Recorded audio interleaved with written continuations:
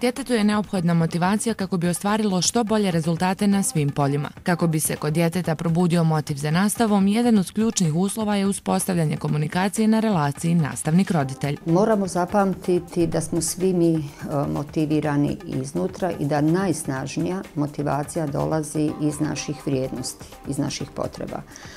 Povezana je uvijek sa onom potrebom da nam bude dobro, da budemo sretni, da budemo zadovoljni, da budemo odgovorni i svakako da imamo dobre odnose, da smo dobro prihvaćeni. Demotiviranost učenika je često prikrivena, ali ona se može prepoznati iz ponašanja učenika. Dakle, ako zapamtimo da smo mi svi iznutra motivirani i da smo usmjereni ka zadovoljavanju potreba, onda dijelimo zajedno i odgovornost za uspjeh i ishod u našoj nastavi. Da bismo pomogli mladim ljudima da razvijaju motivaciju, kako sami sebe da motiviraju, dakle da pokrenu taj osnovni smisao, moramo im pomoći kako da razvijaju svoj svijet kvalitete. Ko su ti ljudi, ko su situacije koje zadržavamo kao glavne motivatore. Da bi roditelji ostali u svijetu kvalitete svoje djece, oni se moraju intenzivno baviti djecom, ostati uključeni. Ali šta znači ostati intenzivno uključen u život svog djeteta? To nije davati nagrade zato da bi zadovoljili neku djetetovu potrebu. Istinski uključen znači provoditi vrijeme i razgovarati. Ne samo govoriti, nego razgovarati o djetetovim potrebama, o djetetovim željama, inspiracijama, znati šta oni to cijene i žele.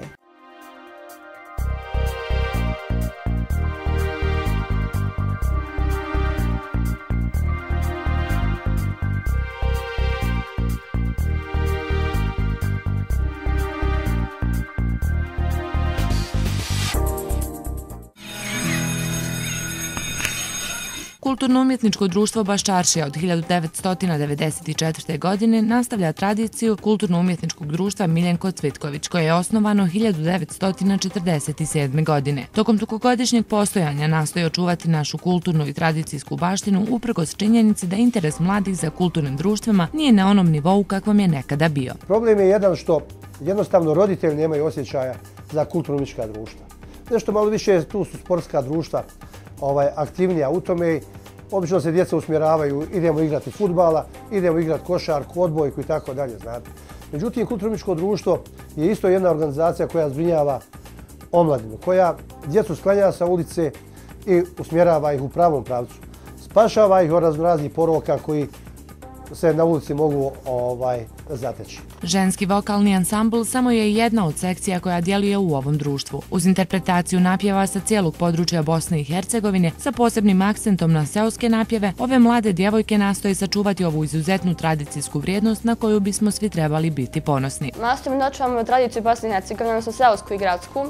Dakle, obično se veže da Bosna ima samo gradsku tradiciju, ima međutim bogat spektar seoske tradicije i mi pokušavamo da objedinimo obje tradicije na folkloru i u vokalnim grupama. U ovo kulturno-umjetničko društvo je dovela me moja mama i ona je naravno u mladosti igrala folklor dugo. I dovela me ovdje jer je prije čula za ovo društvo i htjela je da me makne s ulice jer mislila je da je pametnije da se bavim ovim nego da izlazim. S obzirom da nisam tu tako dugo, nisam puno ni putovala, ali bila sam na turneji u Koprivnici. Bilo nam je jako lijepo, lijepo smo se družili, zabavili. Član sam već 10 godina Kulturno-umjetničkog društva i mislim da je to najbolji način da se steknu prijatelji, da se u stvari potroši naše slobodno vrijeme. Mnogo je vrijednosti koje nudi Kulturno-umjetničko društvo. Ovdje se stvaraju mnoga prijateljstva. Na mnogim turnijama ne samo da predstavljate svoju zemlju, već stičete razna iskustva vidjevši mnoge ljepote. A kaže stara narodna da je čovjek bogat onoliko koliko putuje i koliko ima prijatelja.